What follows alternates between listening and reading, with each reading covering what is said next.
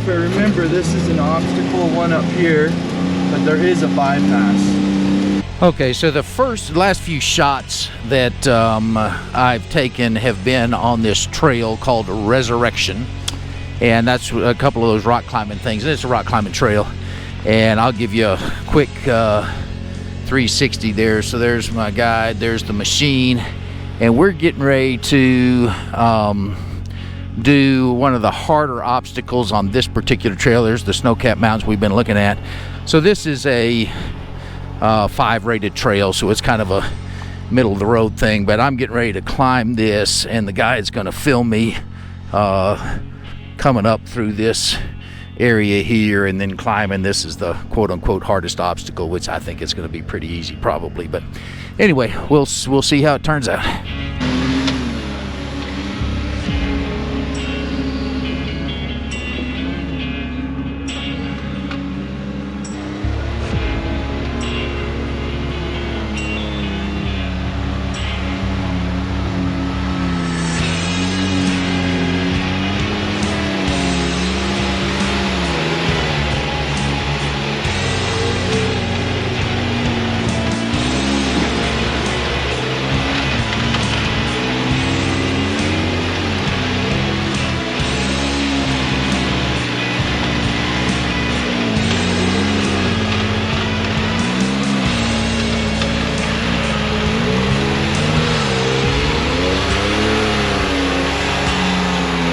Okay, we're still on Resurrection. We came across this little obstacle here. I actually put the front lockers on, and we're going to see what happens. I think it's going to climb this thing. I'm in low, 4-wheel drive obviously, and the lockers are on, and I think it's going to climb it. No problem. It climbed. Oh, so there's more to this. So we're going to climb this also, but my guide actually said he has a 2-seater and he almost rolled his on that prior obstacle just because it's a shorter machine or whatever. But this is cool. Yeah, this is awesome. I mean, like I said, I'm in low, and I don't need the front locker anymore, do I? Okay, so I turned the front locker off because I don't need it any longer. By the way, this thing has, I didn't know this thing has permanent rear differential lock. So the rear diffs are always locked, which obviously makes this thing climb pretty darn good. But obviously the front lockers help it even more. Well, that was fun. Again, this is a 5 rated trail, and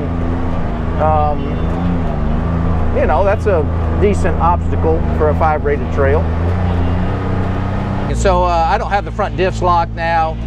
This is not as difficult as an obstacle. I think we're going to climb this no problem whatsoever. Again, it's got rear diffs locked all the time, and so this thing, especially in low range, climbs this like it's no big deal, but it sure is fun to do.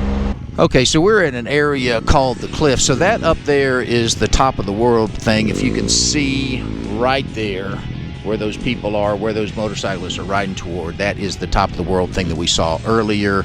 There again are the snow-capped mountains, but this is called the Cliffs, and it is just an awesome view from here. So now you'll get the look of it. I think we rode down there earlier, but you know, we're at the peak now, and I'm going with 250, 300 feet down to the bottom there. Obviously these rocks here are probably 80 feet down, something like that, but what a gorgeous view. What a beautiful place to be.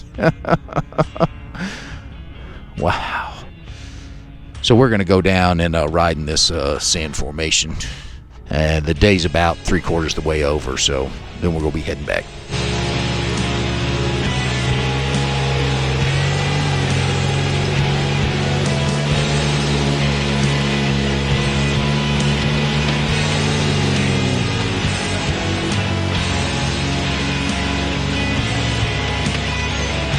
Okay, just so you'll know, and depth perception on these things and angle is difficult, but that's what I was just coming up. There's the unit. So anyhow, this is called Freedom Rock. Got the flag that obviously matches the flag on my Can-Am. Let's see, that is where we were riding just a second ago. Probably ought to shoot myself going over one of those sand dunes. We'll do that. Day's about over, but I wanted you to see this.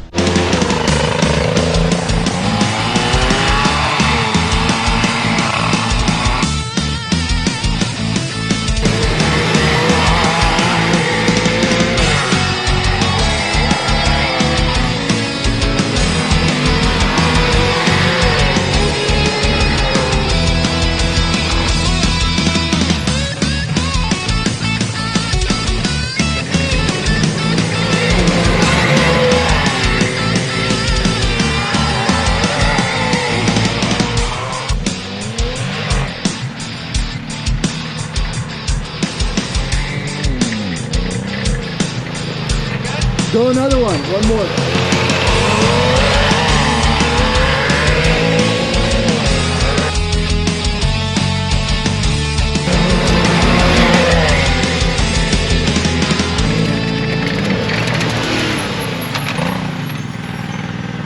Okay, day's about over.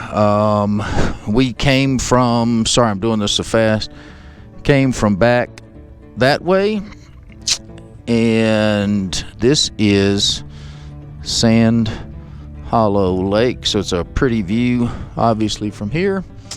Again, got the snow-capped mountains in the distance and whatnot. Anyway, day's about over and I'll wrap it up.